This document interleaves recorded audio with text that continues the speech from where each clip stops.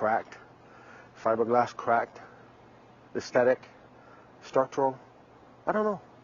But that's a big hole in the front to already have some weaknesses.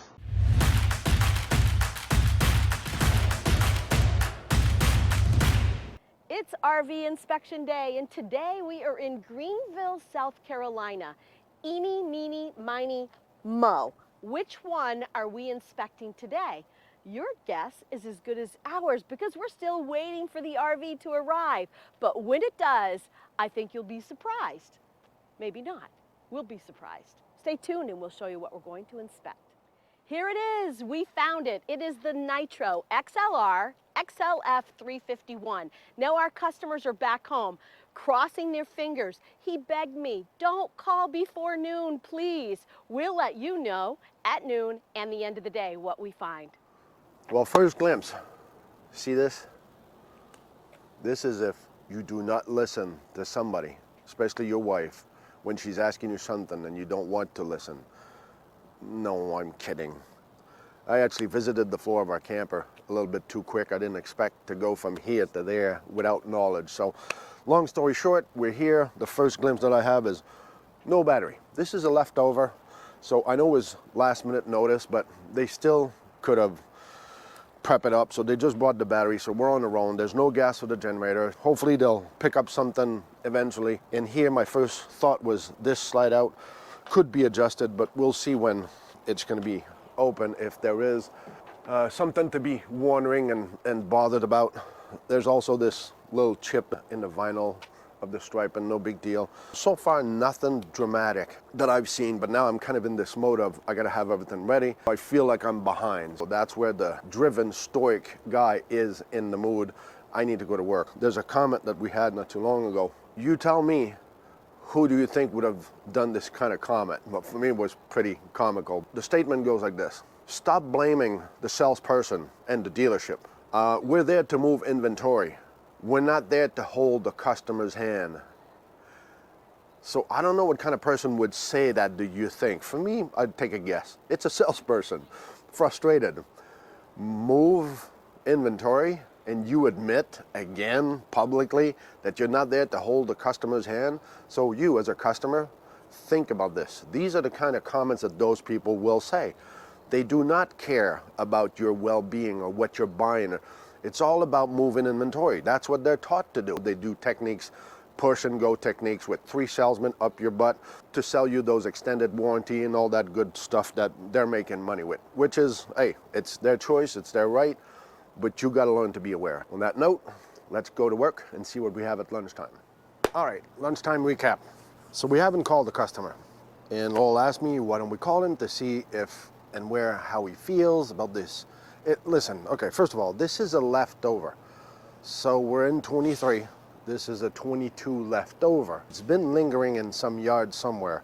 So as typical, weather gets into it. On the roof, I had a couple of things. There's a couple of corners that are open. Maintenance people. See, just to give you an idea, if this has been parked, not even moving, stationary, in a yard at an RV dealership, you need to take care of those corners. Those are the first place that goes. That antenna, well, that's just normal sealant sucking up after a year, drying out. Water comes out of the components, the silicone itself, or it's not a silicone, but whatever the base they put has water in there and it evaporates. I've told you this before. Keep an eye on this. Then I come down from there, go around, because we have this problem since we started this morning. Laurel sees inside what's going on. We see the trim inside that is not holding the TPO roof on the slide out, so we see it from the inside. So then I gotta go outside. Let's go on the other side. So that's what we saw from the inside. So you can see that trim. For whatever reason, it's not holding there. And I also have screw missing on this trim inside, one of them somewhere. Right here. I got one there, I got one on this side. So listen, this is brand new. Explain to me how I pop out screw. Well, I don't know, I'm no engineer, but let's talk about this one. So this front slide out is the big problem. Right now, there's a lot of tension on this cable to the point where even this angle, well, I took some videos and pictures of the angle from up there that we might be able to use it. So this is being pulled inside, so you can see the torque of this. This is being bent towards the inside big time, which creates these gaps here, because this is folding this side and this is folding down there, which brought us to there's no sealant. So the first time we see no sealant, what do? Well, we start going underneath the floor. Well, what happened with the floor? You can see the bubble. It is starting to. You can feel it. This is, oh, there we go again. So let's put the moisture meter just to confirm if there's something going. So as this is starting to bubble and we started to see the difference in construction all the way to the other end, same thing on the other side. If you take a look from this side, you're going to see the bubbles here in the material. So hopefully you can see that. That should give you a sign right there that you've got an issue. But the issue came from, you see this swelling, then you can see all the, you can feel the wood popping up. But that is because of this. So somebody didn't check that before coming here. Yeah, here you can see all the swelling up the wood. So that floor needs to be changed. Maybe he doesn't care and he wants to have it changed at that price, and that's fine. But this is 35. You know, here you'll have 40 something, 50. That's what I said about the front. So the front, remember, this trim is your floor trim. This is where your floor is here, your trim's here. Water goes right in there, you'll lose your floor. They lost the floor. This is gone. And on top of the torquing that's going here, there's a major issue with this slide out. Then Laurel pointed out this seal. This is the bulb seal that when this shuts, it seals it so when you're driving on the road, when you're parked, well, it doesn't do much except, you know, ants or whatever that would go in there. But so that's the other issue that we have that holds us back. I'm trying to think, okay, if the customer says, well, they'll fix it under warranty and I'm fine, so just find all the rest.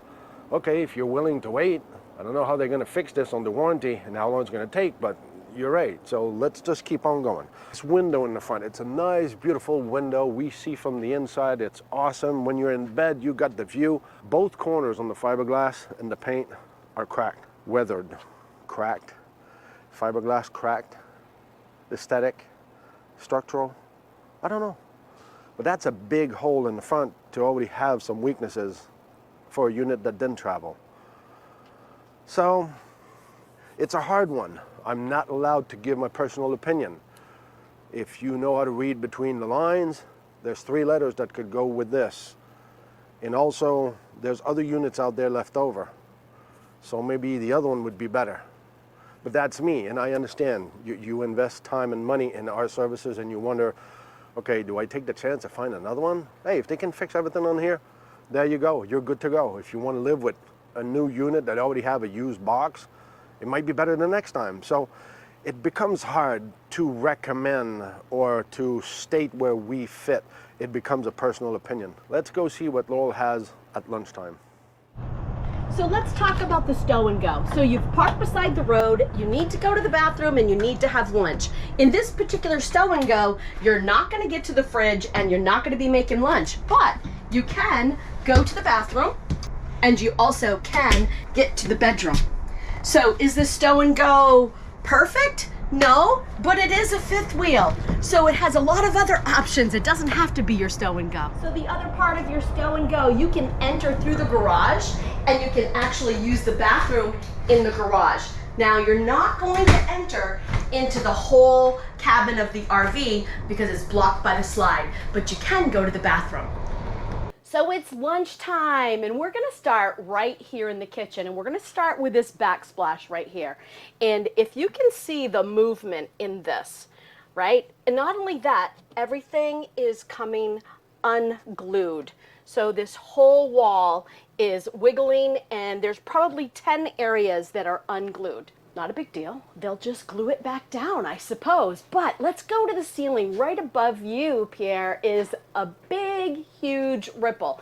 Now, the entire ceiling of this RV is a lot of putty, a ton of putty, which we expect to see putty, but the rippling, not so much. Then I was going through my cabinets and my molding, and let's come up here and you'll see that we have this loose molding trim here above the couch. Speaking of the couch, aren't these windows absolutely gorgeous? Well, this window has a broken, I don't know, there's no handle. I can open it, but there's no handle. And also, it's missing the big dark out shade. Isn't that too bad? They'll have to replace that for sure. If you like our videos, we would love it if you'd hit subscribe, give us a thumbs up, and make sure to ring that notification bell so you'll be notified when our next video comes out. And don't forget to leave a comment. If you don't know what to comment, just put C4BO, comment for Blue Ox. But then we're gonna come in here into the garage. So here I am checking all of my doors and my cabinets, and you'll see here that this door frame is completely unattached. Speaking of unattached, here, let's go back into the kitchen. Oops, guess we're not going back in the kitchen. And I shut the door.